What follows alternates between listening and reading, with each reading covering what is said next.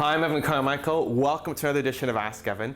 In today's episode, I'm going to answer a question from one of my newsletter readers, Joe, who's an insurance agent, pretty new to the business, and is having a hard time getting out there making sales apart from his blood relatives, and was wondering what my advice would be to help him grow his business. So, Joe, you're in a tough industry, lots of competition, and there's very little that separates the products that different insurance agents will sell. So the first thing that you need to do is come up with your unique value proposition. And what this basically is explaining what makes you different. So you're not just Joe, the average everyday Joe salesperson. You are XYZ. So what makes you different from everybody else? And when you introduce yourself, you have to put that in your statement and make everybody know that you are the insurance agent who helps these types of people. So you can differentiate yourself on the service that you provide and also going after a specific target market that's different than everybody else. So as an example, everybody wants to go after the high net worth individuals or people who are going to take out the big policies. That doesn't really help you so much. What I would do is try to target people who have specific interests and learn about them, tailor solutions to help them, come up with other packages that you've seen work with that type of age group and demographics, and then be able to sell into them.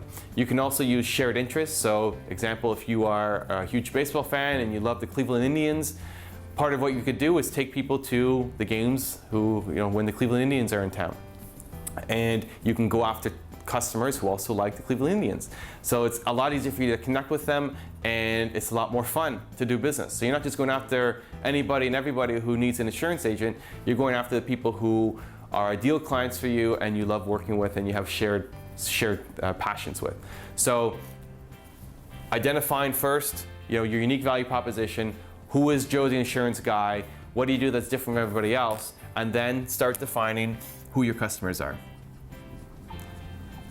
So I would try to be as specific as you can with that. You obviously don't want to limit yourself off and say only people who like the Cleveland Indians and who are 50 to 55 and men, right? That might be a little specific, but you want to try to define your target market as much as you can with your customer base. So look at your age group, look at interests, look at their stage in life, look at what some of their needs are, and build up a profile of the ideal person that you want to target.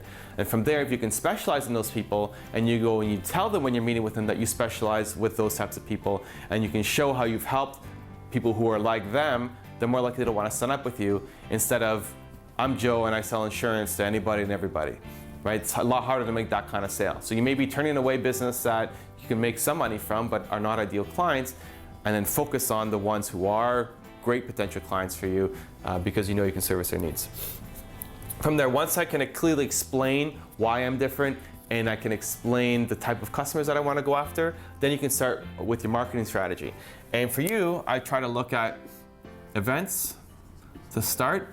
So it's a very personal business. If I'm going to work with an insurance agent, I want to know that, again, he understands my needs, likes what I'm about, I can relate to him really well. And so events are a great way to do that. You're meeting people. Again, you want to make sure you're finding events where your target customers are hanging out at. So it's a great way to make those first connections. I would then look to get in front of connectors. So potential referral partners, who can you partner up with where you can refer them business, they can refer you business. I look to get into the local media. You want to be seen as the local expert for insurance for whatever age group, again, whoever your target customers are. And pitching the media is a lot easier when you have your unique value proposition and you know who you're targeting as your customers. Then you have a story to be able to tell instead of just, I'm Joe the sales guy, right? So getting the media, local media, especially if you can have some kind of ongoing relationship, if you're writing a monthly column, for example, in your local media, could really help. I then think about creating content.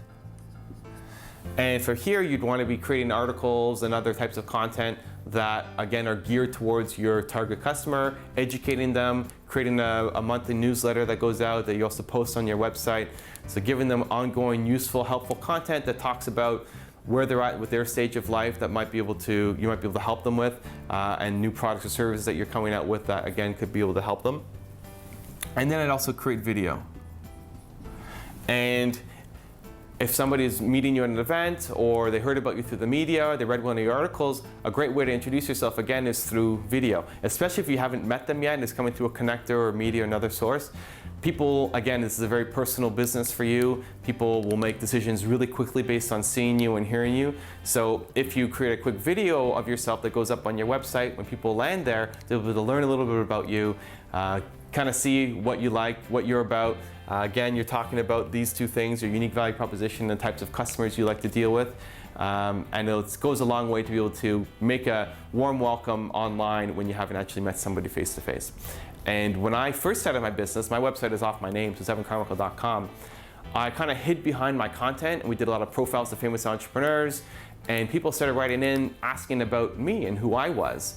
And eventually I started creating more and more content and got into video as well, and people seem to really like the videos. And it's a great way for people to kind of get to know me, and I've had people come up to me and feel like they already know me because they watch all the videos and they've seen all of them, and they are regular viewers. And I don't know them yet, but it's great to meet them. So you could have the same relationship where people can come to your site, quickly watch your intro video, see you're a nice guy, see that you understand their needs and you're catering just to them, and they'll start forming a relationship with you even though you haven't really started a relationship with them yet. So they're much more likely to pick up the phone and want to call you. So I hope that helps. So again, come up with a unique value proposition, what makes you different, identify who your target customers are in as much detail as you can. Then start your marketing strategy through events, going after connectors, get into the media, create a content strategy, and creating some video as well. Joe, I hope that's useful. If you guys like the video, please leave a comment below, and I'd also always appreciate it when you want to leave a thumbs up for the videos. So thank you, and we'll see you on the next episode.